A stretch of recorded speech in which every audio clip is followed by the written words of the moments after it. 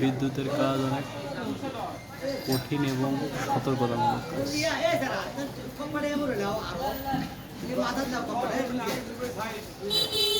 হঠাৎ যদি কোনো দুর্ঘটনা ঘটে যায় তাহলে প্রাণনাশের হুমকি রয়েছে। আমাদের দেশে বিদ্যুৎ ব্যবস্থা খুব একটা ভালো নয়, কারণ দেখছেন তার মানে যদি হঠাৎ কোনো দুর্ঘটনা ঘটে, যেহেতু এই জায়গাতে একটা দুর্ঘটনার কারণে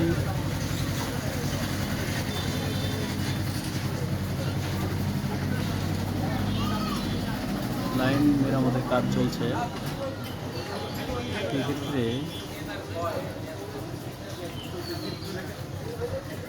যদি কোনো দুর্ঘটনা ঘটে আসলে প্রাণনাশের সম্ভাবনা।